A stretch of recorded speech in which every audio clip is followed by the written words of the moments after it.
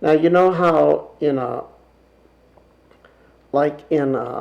ghost movie, you see that the ghost can walk through the wall, right? Right. The ghost passes through the wall gives no resistance.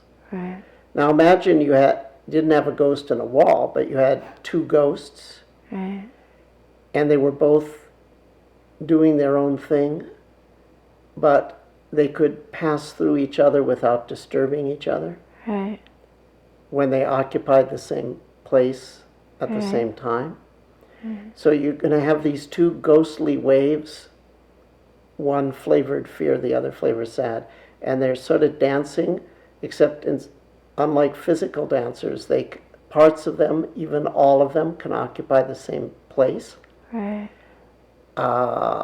So they're constantly waving, and the waves pass through each other without disturbing each other, without developing pressure areas where they would clash. Mm-hmm. Does this metaphor make sense? Yeah. Have you attempted to do this with the fear and sad? Not in this. Okay. Not this round. This may be the part of the missing piece. Mm. Because you could get them individually to flow, right. But then the next step is collectively to flow. Because if they both flow at the same time, interpenetrating wherever they need to without interfering, yeah. then they won't multiply together into overwhelm. And so the ability to have more than one flavor and to separate the flavors, have all the flavors flow, and then have the flow fields interpenetrate without interference is a sequence that I take people through when they're going through big challenges that are polychromatic, the polychromatic body distress, meaning a lot of different colors in the body. Right. Then we need to train the colors to flow through each other. It's an interesting this ghostly dance. Yeah, it's an interesting intimacy between them. Yeah. It's like they're dancing through each other as well as with each other. Yeah.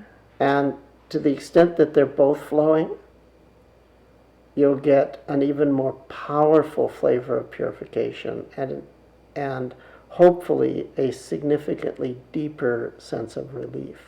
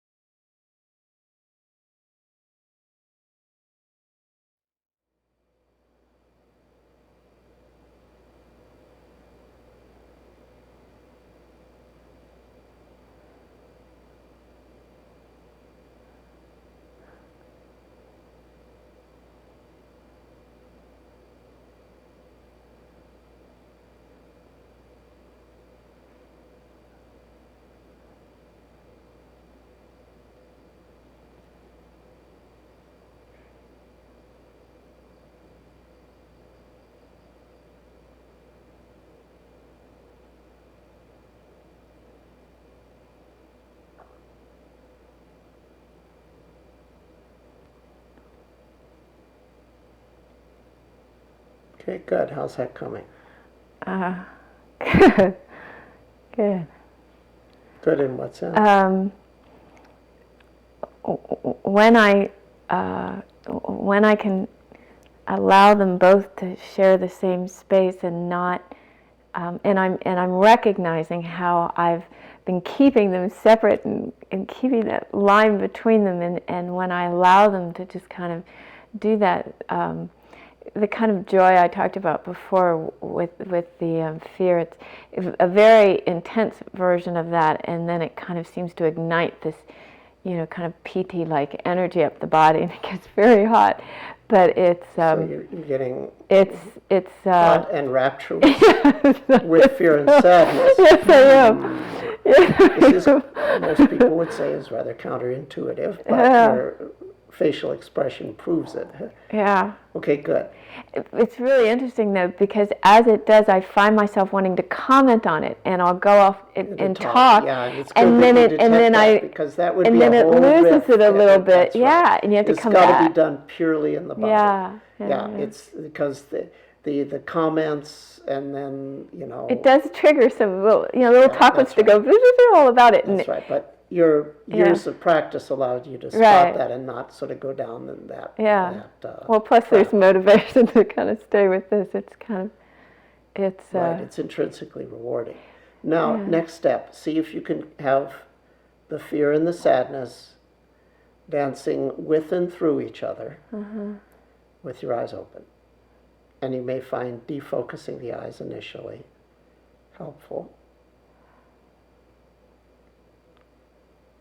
So we can maintain it somewhat into more ordinary experience. right.